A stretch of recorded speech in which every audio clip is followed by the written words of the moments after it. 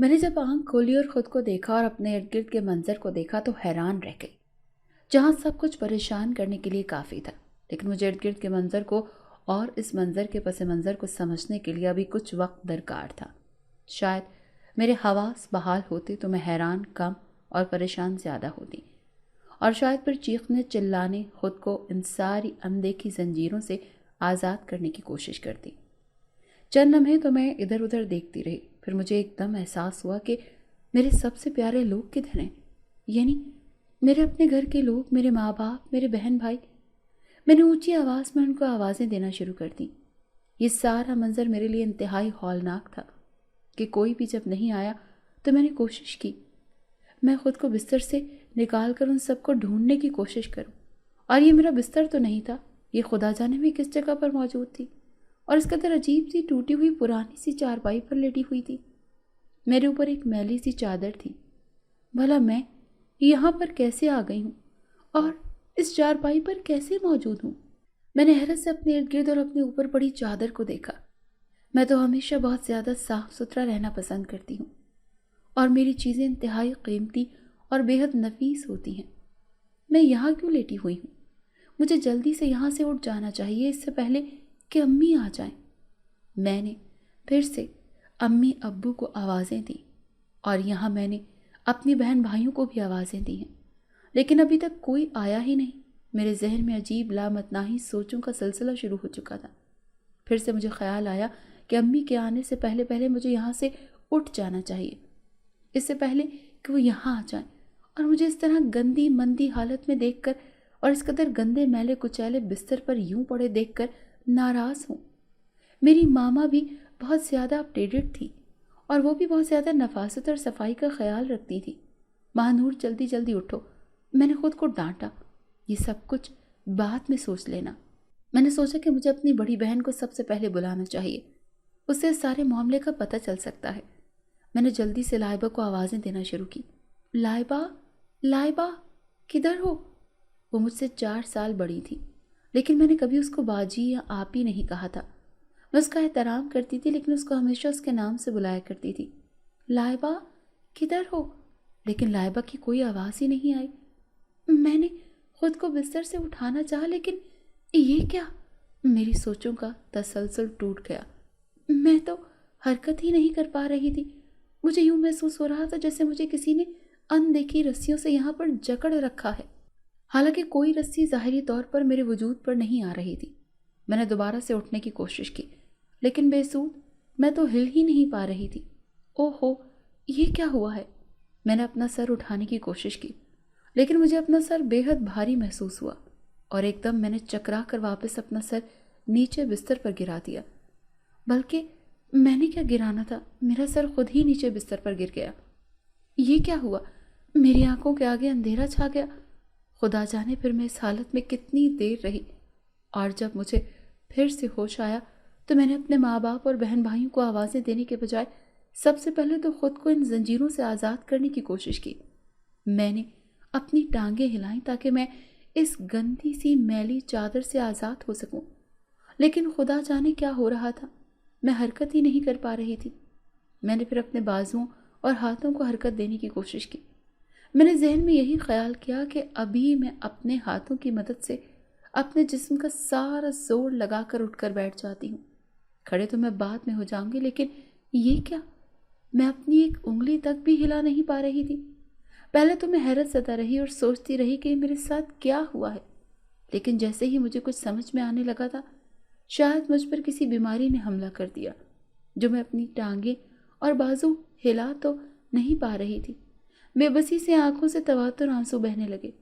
میری آنکھوں میں آنسو نکل رہے تھے، اور میں اطراف میں بستر پر وہ آنسو جذب کر رہی تھی۔ مجھے یاد آیا کہ ایک دفعہ میں گر گئی تھی اور مجھے تھوڑی سی چوٹ لگ گئی تھی۔ میری امی بھاگتی ہوئی آئی تھی اور مجھے فوراً گود میں اٹھا لیا تھا۔ میرا بیٹا نور، تم رو کیوں رہی ہو؟ انہوں نے فوراً اپنی ہتھیلیوں سے میرے آنسو پونچھ ڈالے تھے اور میری آنکھوں کو چوم لیا تھا، اور پھر انہوں نے مجھے محبت سے سینے سے لگا لیا۔ پھر مجھے اس چوٹ کی تکلیف کا بالکل بھی احساس نہ رہا۔ تکلیف سے میں رو رہی تھی اور مجھ پر بے بسی کا احساس زیادہ طاری تھا۔ میری ماما اب خدا جانے کدھر ہیں؟ मैंने پھر سے اپنی ماما کو بلانے کی کوشش کی، مگر میری آواز نہیں نکل رہی تھی کیونکہ میرا حلق آنسوں کا گولا اٹکے جا رہا تھا۔ میں ادھر ادھر بستر پر ہی لیٹی ہوئی بہت زیادہ دیر تک روتی رہی اور دیکھتی رہی۔ میں نے اپنی نظر گھما کر دیوار کی طرف جب دیکھا تو یہاں پر کوئی بھی گھڑی کا نام و نشان تک نہ تھا۔ مجھے نہیں معلوم کتنا وقت گزر گیا ہے اور میں کب سو گئی۔ جب میری آنکھ کھلی تو اب میرے حواس کافی حد تک بحال تھے۔ میں نے اپنی امی جان کو آوازیں دیں، اپنے جسم کا جتنا زور لگا سکتی تھی لگا کر میں نے پورے حلق کے ساتھ چلا کر اپنی امی کو آوازیں دیں، لیکن دوسری طرف تو مکمل خاموشی تھی۔ خدا جانے سب لوگ کہاں تھے؟ مجھے لگا کہ شاید میں سب کے لیے غیر اہم ہو گئی ہوں۔ یہ سوچ آتے ہی میرے آنسو پھر سے بہنے لگے۔ بھلا اتنی دیر سے میری امی میرے پاس کیوں نہیں آئی؟ وہ تو مجھے خود سے دور رکھ ہی نہیں سکتی تھی، اور میرے اتنے زیادہ بلانے کے باوجود بھی، اور میں اتنی دیر سے ان سے الگ ہوں، وہ کہاں ہیں اور آخر کیوں نہیں آ رہی؟ میں بار بار سوچتی، بار بار میری سوچ کا تسلسل ٹوٹ جاتا۔ اس کی وجہ میری ٹانگ میں اٹھنے والی سخت درد کی ٹیسیں تھیں، لیکن میں اپنی ٹانگ کو ہلا بھی نہیں پا رہی تھی۔ تکلیف، بے بسی اور اپنے والدین کی دوری اور سب کی بے حسی، یہ سب کچھ مل کر مجھے شدید تکلیف میں مبتلا کر رہے تھے اور مجھے بے حد رونا آ رہا تھا۔ میں یہی سوچ رہی تھی کہ امی کہاں ہو سکتی ہیں اور وہ ابھی تک کیوں نہیں آئیں۔ ایک دم مجھے خیال آیا کہ میری امی یہاں کیسے ہو سکتی ہیں؟ میں خود جانے کہاں پر موجود ہوں۔ یہ ہمارے گھر کا حصہ تو نہیں ہے۔ میں نے تو آج تک اپنے گھر میں ایسا کوئی کمرہ نہیں دیکھا۔ پتہ نہیں میں کہاں پر ہوں، اور یقیناً میرے والدین گھر پر ہوں گے جو میری آواز نہیں سن رہے، اور شاید میں ان سے بہتر دور، کہیں دور دراز کے کسی علاقے میں کسی گھر کے پرانے سے گندے سے کمرے میں پڑی ہوں۔ لیکن میں یہاں پہنچی کیسے؟ یہ ایک نیا سوال میرے ذہن کو مسلسل پریشان کر رہا تھا۔ یہ سوچ سوچ کر میرے سر میں شدید درد کی لہریں اٹھ رہی تھی۔ میں اپنا سر زور زور سے سرہانے پر مار رہی تھی کہ مجھے لگا کوئی اچانک بھاگتا ہوا آیا۔ اس نے اپنی دونوں ہتھیلیوں کے درمیان میرے سر کو تھاما اور مجھے اپنا سر یوں زور زور سے نیچے سرہانے پر مارنے سے روکا۔ میں نے اپنی آنکھیں کسی احساس کے تحت زور سے بند کر لیں۔ اب میں پھر سے مسلسل روئی جا رہی تھی۔ چند لمحوں کے بعد مجھے یہ خیال آیا کہ میں دیکھوں تو صحیح، بھلا یہ کون ہے؟ کہیں میری امی تو نہیں؟ جب میں نے آنکھیں کھولی تو اب ایک نئی کشمکش میرا انتظار کر رہی تھی۔ وہاں تو کوئی بھی موجود نہیں تھا۔ پھر میں نے بار بار پکارا کہ کون ہے؟ کوئی ہے تو مجھے پلیز جواب دے۔ مجھے پھر یہ لگا کہ شاید کیونکہ میں اپنے والدین کو بہت زیادہ یاد کر رہی ہوں، ان کی محبت بھری گود کو بری طرح سے مس کر رہی ہوں، تو شاید یہ میرے اپنے احساسات ہیں جو مجھ پر اس طرح سے غالب آ گئے کہ مجھے لگا کہ شاید کسی نے میرا سر دونوں ہاتھوں سے تھام لیا، اور شاید میرے احساسات پر ہی غلبہ تھا کہ میں یہی سمجھ کر اپنے سر کو ساکت کر لیا اور اسے پٹخنے سے روک دیا۔ چلیں میں آپ کو اپنے بارے میں کچھ بتا دوں۔ میں 8ویں جماعت میں پڑھتی تھی۔ مجھ سے بڑے میرے 4 بہن بھائی تھے، 2 بہنیں اور 2 بھائی، لیکن وہ میرے سگے بہن بھائی نہیں تھے۔ آپ حیران نہ ہوں، دراصل میری امی جان کی میرے والد صاحب سے دوسری شادی تھی۔ میرے والد صاحب کی پہلی بیوی کا چند سال پہلے موذی مرض کی وجہ سے انتقال ہو چکا تھا، تو میرے والد صاحب کے خاندان والوں نے مل ملا کر میرے والد صاحب کو دوسری شادی کے لیے راضی کیا۔ میری والدہ کی پہلی شادی نہیں ہوئی تھی، لیکن میرے ننیان والوں نے یہی میرے نانا اور نانی جان نے میرے والد صاحب کی شرافت اور نیک نامی کی شہرت سن کر اپنی بیٹی کا ان سے بیاہ کر دیا، اور میں اپنی امی کی اکیلی بیٹی ہوں۔ لیکن میری امی نے کبھی بھی اپنے دوسرے بچوں کو غیر نہیں سمجھا تھا، اور نہ ہی ان سے کبھی سوتیلوں والا سلوک کیا تھا، بلکہ لوگ جب ہمیں یوں ہنستا مسکراتا اور آپس میں اس طرح محبت سے، عزت سے پیش آتا دیکھتے تو حیران رہ جاتے۔ وہ لوگ جو اس راز سے نہیں واقف تھے، اگر انہیں بتایا جاتا تو کبھی بھی یقین نہ کرتے، لیکن اکثر یہ راز فاش ہو جایا کرتا تھا، اور وہ اس طرح سے کہ میری امی کافی کم عمر تھی، تو جب کسی انجان سے ملاقات ہوتی اور امی بتاتی کہ یہ سارے میرے بچے ہیں تو وہ حیران رہ جاتے۔ بھلا آپ کی جوانی کا راز کیا ہے؟ آپ تو لگتی ہی نہیں کہ اتنے بڑے بڑے بچوں کی ماں ہیں۔ تو اکثر ہی ہمارے رشتہ دار یا پھر میرے انہی بہن بھائیوں میں سے کوئی بتا دیتا کہ وہ ان کے سگے بچے نہیں ہیں، तो फिर लोग मुस्कुराते हुए समझते और इस बात में सर हिला देते। मेरी अम्मी बहुत खूबसूरत थी और मैं भी अपनी अम्मी पर गई थी। मेरे वालिद साहब भी बहुत खूबसूरत थे। मुझे तो वो खूबसूरत लगते थे क्योंकि मेरे तो वो वालिद थे और मुझे बेहद प्यार करते थे। लोगों से मैंने सुना था कि शफीक की भी क्या किस्मत है, एक बीवी चल बसी तो दूसरी मिली और वो भी ऐसी कि हीरा ही हीरा। देखो तो किस कदर खूबसूरत और गोरी है, हाथ लगाने से मैली हो जैसे। खुद तो शफीक बस वाजिबी सी सूरत का है। तो बस ये साबित हुआ कि मेरे वालिद मेरी वालदा से काफ़ी ज़्यादा उम्र में बड़े थे और शक्ल सूरत के भी कम थे, लेकिन मेरे वालिद इंतहाई शरीफ और बहुत अच्छे थे। वो हम सब से बहुत ज़्यादा प्यार करते थे। मेरी अम्मी जान मेरे वालिद साहब के साथ बेहद खुश थी। ये खुदा की मर्ज़ी थी कि मेरे बाद मेरी अम्मी के यहाँ और कोई बच्चा नहीं हुआ। हम हर गर्मियों की छुट्टियों में कहीं न कहीं घूमने जाया करते थे। मेरे वालिद साहब अच्छे खासे अमीर थे और अक्सर ही हम इंटरनेशनल ट्रिप्स पर जाया करते थे। इस दफ़ा मगर मैंने ज़िद की कि नहीं, हमें पाकिस्तान में ही घूमना है।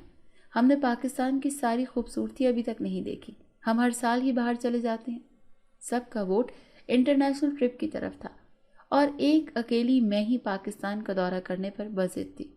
असल में मेरी ज़िद करने की एक और वजह यह भी थी कि मेरी एक सहेली जो खाते पीते घराने से ताल्लुक़ रखती थी, लेकिन वो हमारी तरह इस कदर अमीर नहीं थी कि बैनुल-अक़वामी ट्रिप करे।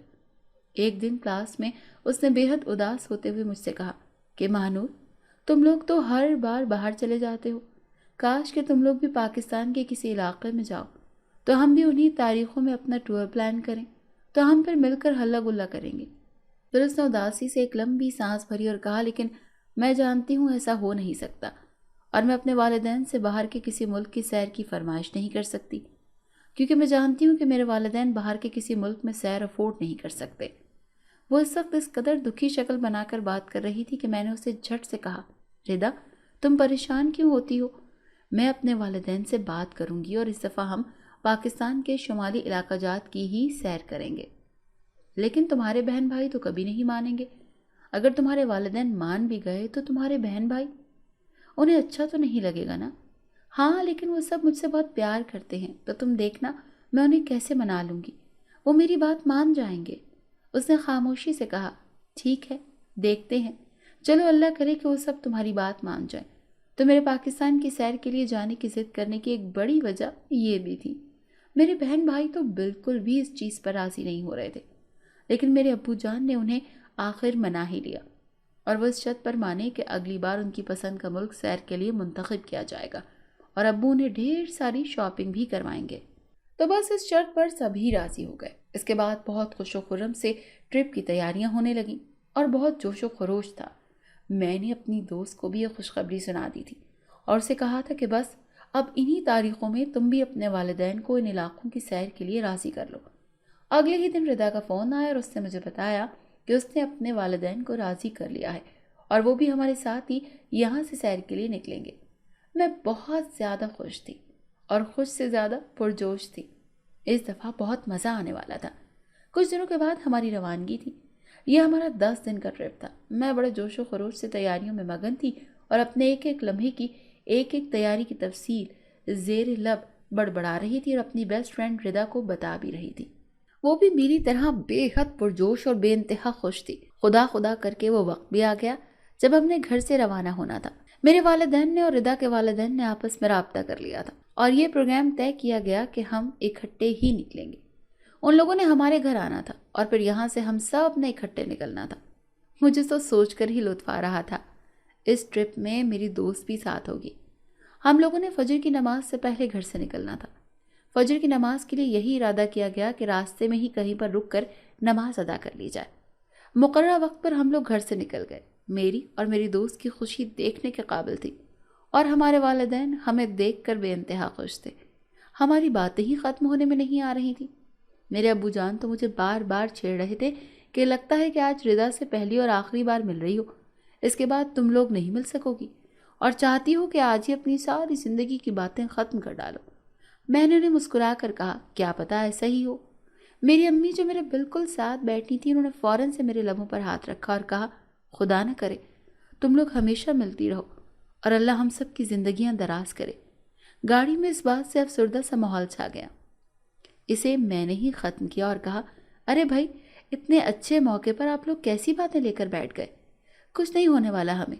हमने तो हर साल इस तरह इकट्ठे सैर करनी है। मेरी बहन ने मुझे ऐसे घूरा कि महानूर, तुमने तो एक बार का कहा था।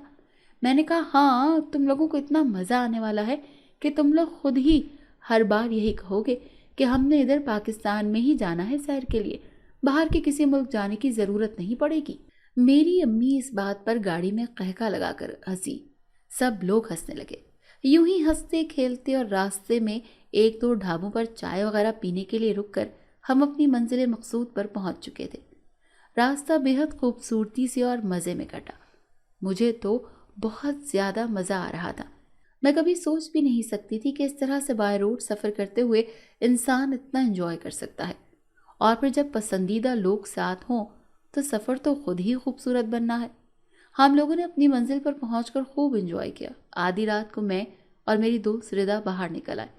हम किसी पत्थर पर जाकर बैठ जाते और खुले आसमान को देखते और कभी सर्द हवाओं को महसूस करते। ये सब बेइंतहा दिलकश था। एक दिन मैं और रिदा हस्बे मामूल रात के खाने के बाद चहलकदमी के लिए बाहर निकले। आज सब लोग अपने अपने कमरों में दुख के बैठे थे। शुरू के 2 दिन तो हम दोनों ने अपने घर वालों को भी बाहर निकलने का कहा था, लेकिन मेरी अम्मी के अलावा कोई भी बाहर आने को तैयार नहीं था। आज मेरी अम्मी की तबीयत पर भी कुछ सुस्ती छाई हुई थी, तो उन्होंने कहा कि महानूर और रिदा खुद ही चली जाओ, मैं आपके साथ नहीं आ सकती, और हाँ, ज़्यादा दूर मत जाना। मैंने अम्मी से कहा, ठीक है। हम लोग होटल से बाहर निकल आए। पहले तो हम कुछ देर बालकनी पर रेलिंग के साथ टेक लगाए खड़े रहे और इसके बाद फिर होटल से बाहर निकल आए। हमारे कमरे तीसरी मंजिल पर थे। अम्मी की हिदायत के मुताबिक हम लोग होटल से ज़्यादा दूर नहीं गए।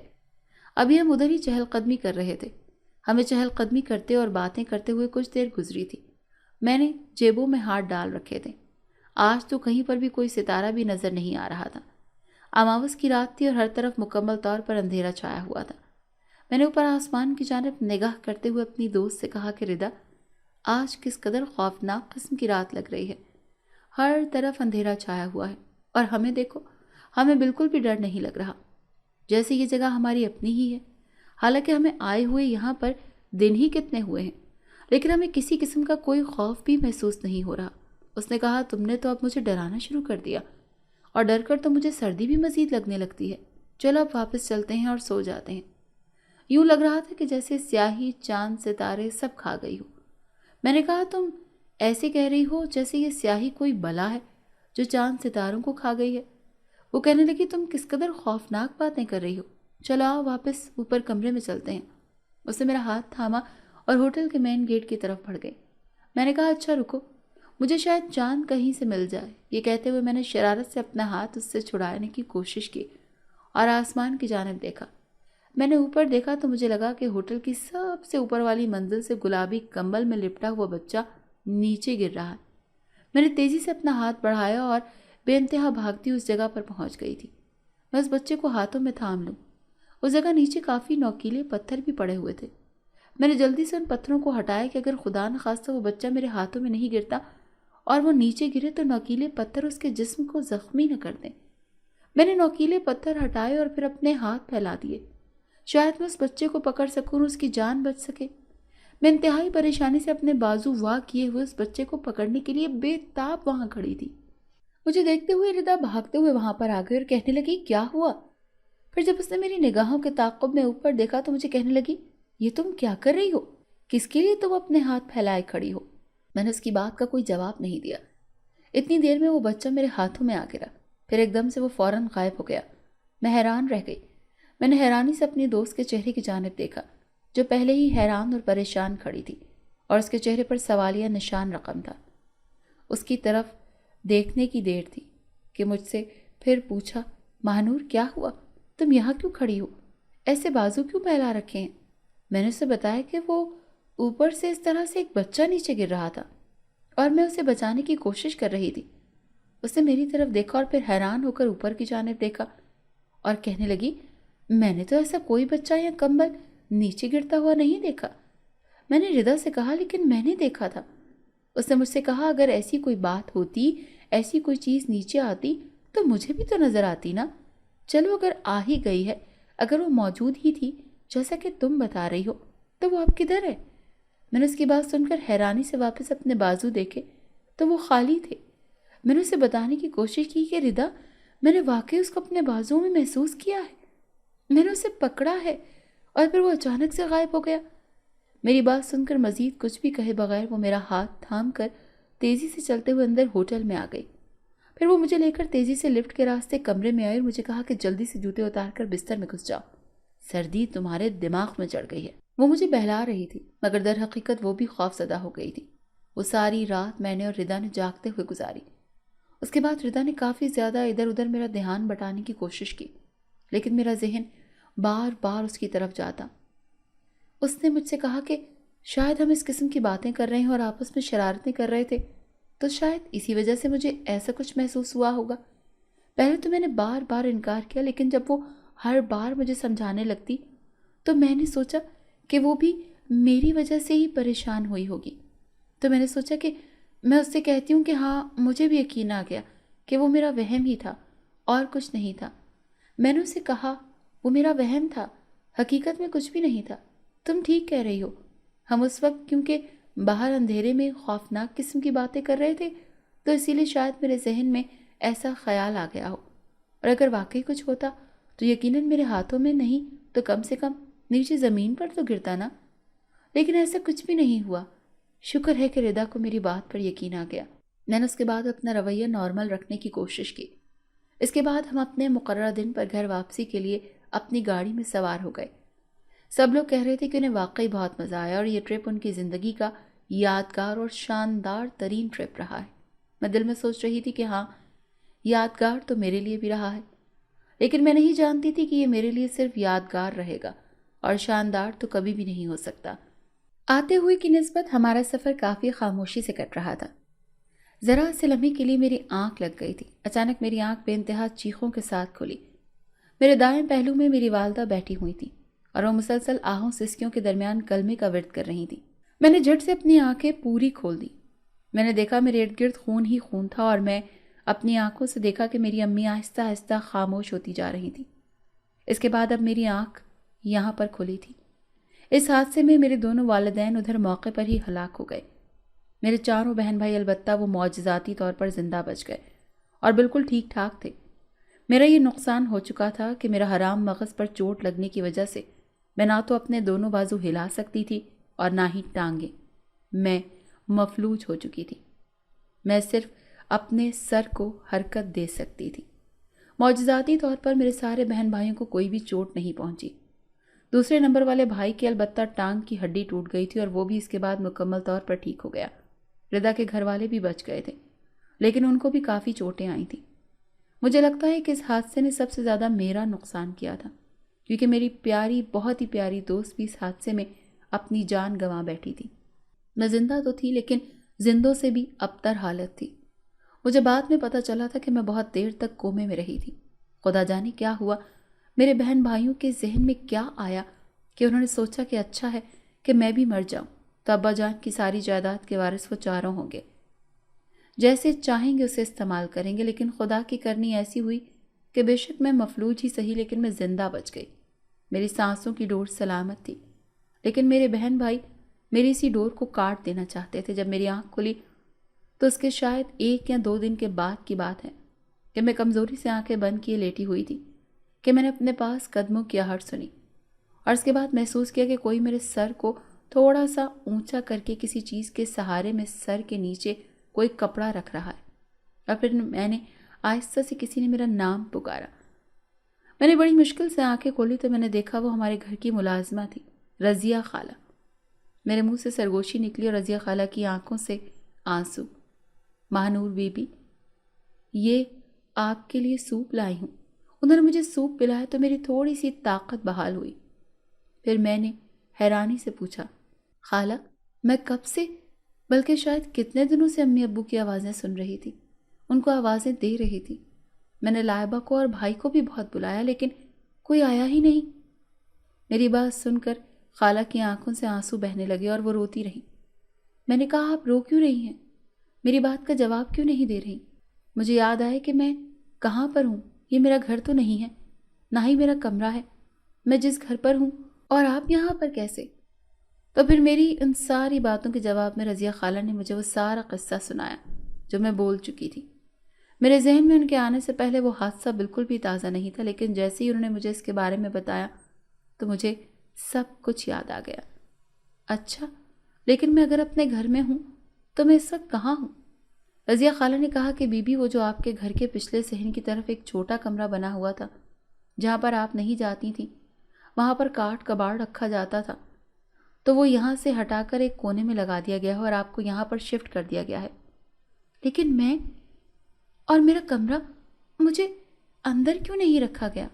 وہ دراصل ابھی وہ یہ کہہ ہی رہی تھی کہ اچانک سے انہیں لگا کہ کوئی اس طرف آ رہا ہے۔ انہوں نے جلدی سے میرے ہونٹوں پر اپنا ہاتھ رکھا اور کہا، خاموش ہو جائیں ورنہ غضب ہو جائے گا۔ اچھا، پھر ملاقات ہوگی، آپ نے پریشان نہیں ہونا۔ یہ کہہ کر وہ تیزی سے وہاں سے چلی گئی۔ مجھے وہ حادثہ یاد آ چکا تھا اور یہ بھی یاد آ چکا تھا کہ کس طرح سے میری امی جان سسک رہی تھی۔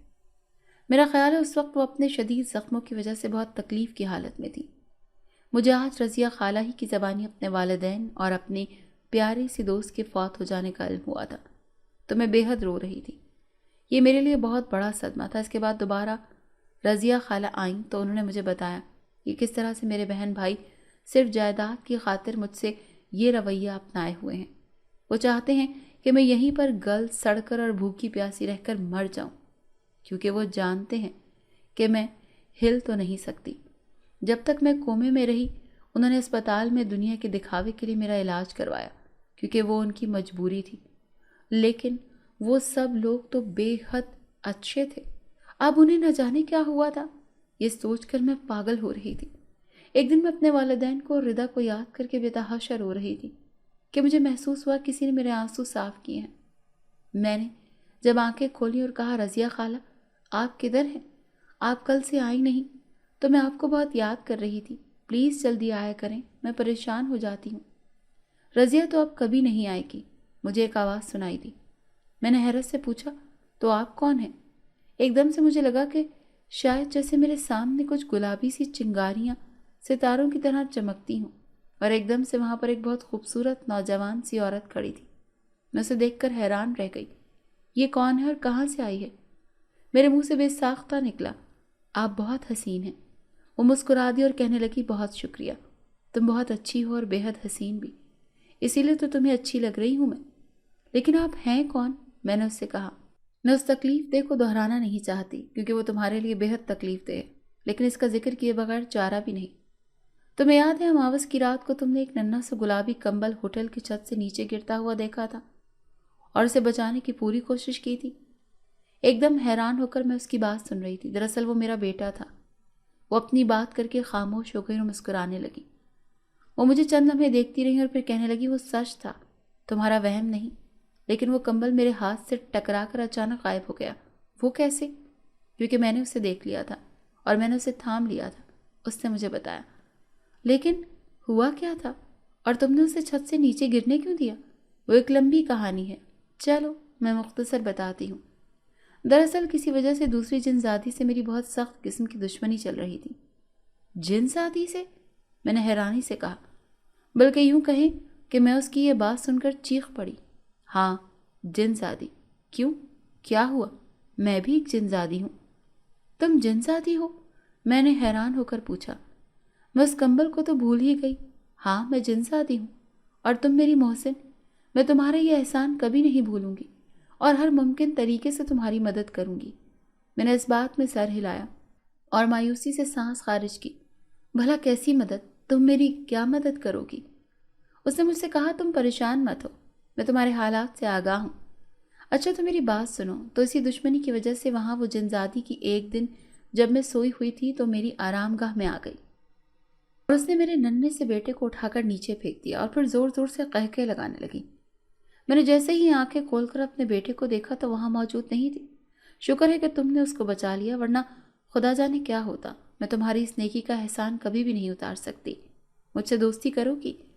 بلکہ اچھا تم ایسا کرو کہ تم میری چھوٹی بہن بن جاؤ۔ اس جنزادی نے مجھے کہا تو میں مسکرا دی۔ بہن؟ اور جنزادی کی؟ کیوں؟ ایسا نہیں ہو سکتا۔ اگر ایک انسان زادی ایک جنزادی کے بیٹے کی جان بچا سکتی ہے تو بہن کیوں نہیں بن سکتی؟ میں نے کہا، کیوں نہیں؟ ज़रूर, उसने कहा, तुम परेशान मत हो, मैं तुम्हारा मुकम्मल इलाज करवाऊंगी। और बल्कि हमारे यहाँ एक बहुत बड़े हकीम हैं, वो बूटियों से इलाज करते हैं, तो मैं उनको तुम्हारा मर्ज़ बताकर उनसे तुम्हारे लिए दवा लाऊंगी, जिससे तुम बिल्कुल ठीक हो जाओगी। फिर हम मिलकर तुम्हारे बहन भाइयों की खबर लेंगे।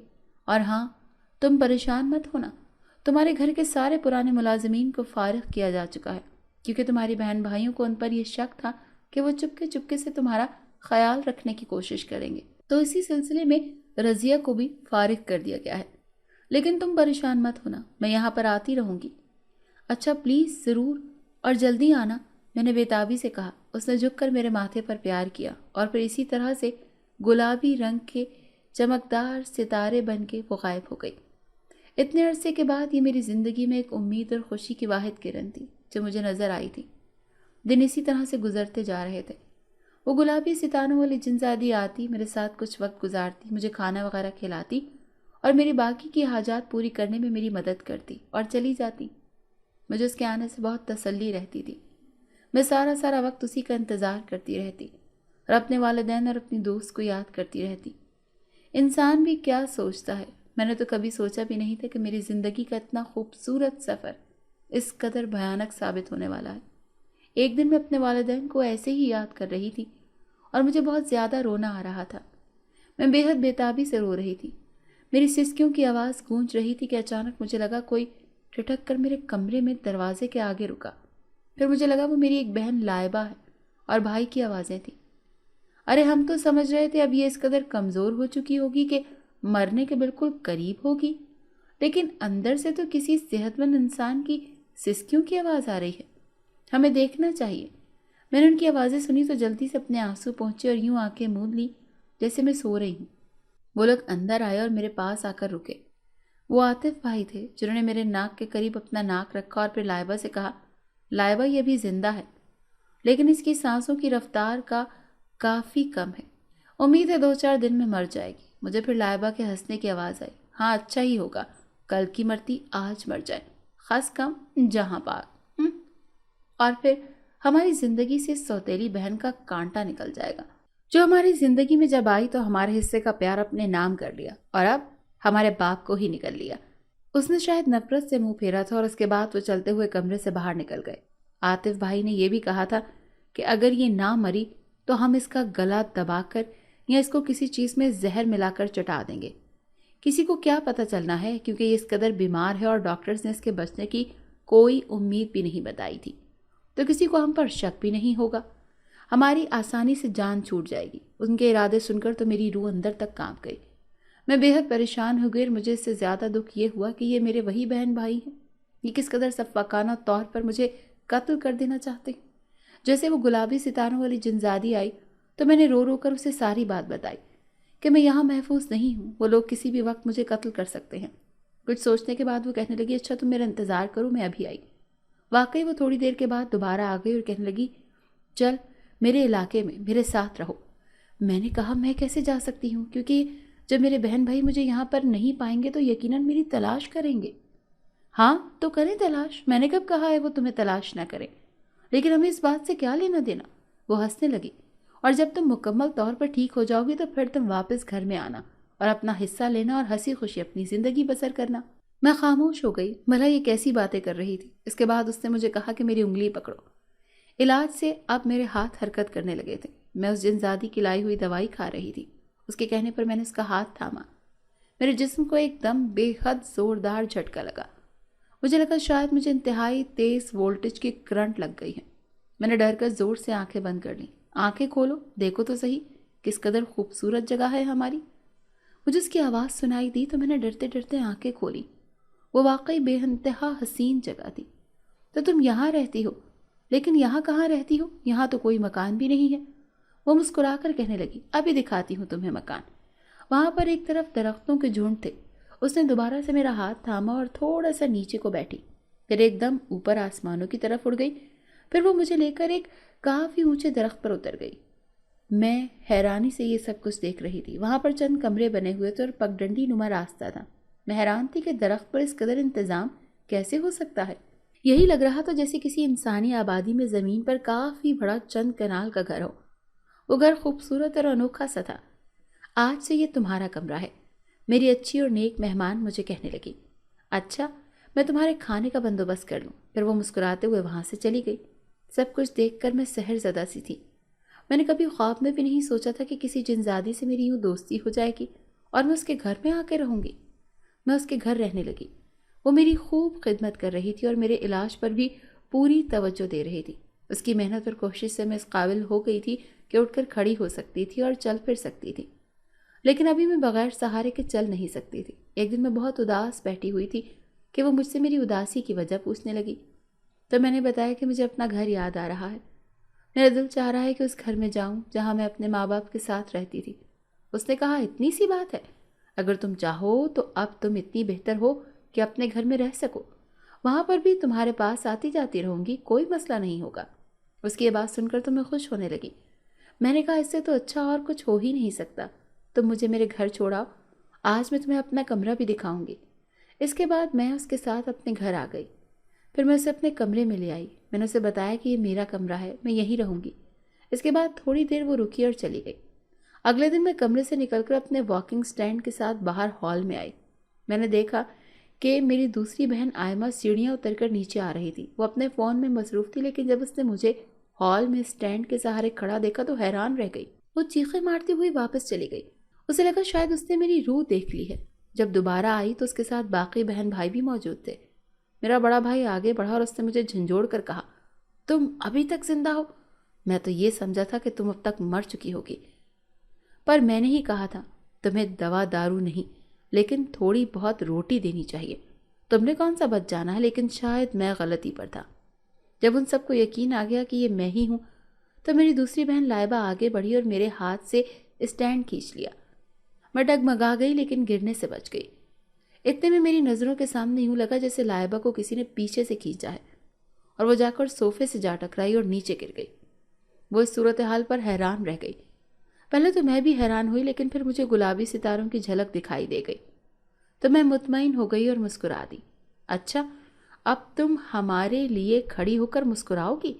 और ये स्टैंड किसने लेकर दिया तुम्हें? अभी खबर लेता हूं मैं। नौकर किधर है? मेरा बड़ा भाई गुस्से से भिन भिना कर बोला। बाहर की जानिब गया। मैं खामोशी से चलती हुई अपने कमरे में आ गई। मुझे पीछे से आवाज़ें आ रही थीं कि देखो, ये तो कमरे में जा रही है, इसको निकालो यहाँ से। मुझे तसल्ली थी कि मेरी दोस्त मेरी मदद करने ज़रूर आ जाएगी, इसीलिए मैंने उनकी तरफ से बिल्कुल बेफिक्र हो गई। मेरी बहन भाई बस किसी भी तरह मुझे मार देना चाहते थे और मुझसे जान छुड़ाना चाहते थे। वक्त गुजर गया और मैं अब छड़ी के सहारे चलने लगी। मेरी दोस्त ने मुझे कहा कि मुझे उनकी तरफ से परेशान होने की ज़रूरत नहीं। मैंने अपनी दोस्त की हिदायत के मुताबिक एक दिन उन सब से बात की और उनसे कहा कि मैं इसी घर में रहूँगी, क्योंकि ये मेरे भी बाप का घर है और मुझे मेरा हिस्सा भी चाहिए। उन्होंने बहुत ज़्यादा लड़ाई झगड़ा किया और फसाद किया, लेकिन शुक्र है किसी ने मुझे हाथ लगाने की जरूरत नहीं की, क्योंकि उस जिनजादी ने मुख्तलिफ हरकतों से उन्हें खूब डराया हुआ था। उन्होंने कहा कि तुम ले सकती हो तो ले लो, और हम जल्द ही तुम्हें घर से उठाकर बाहर फेंक देंगे।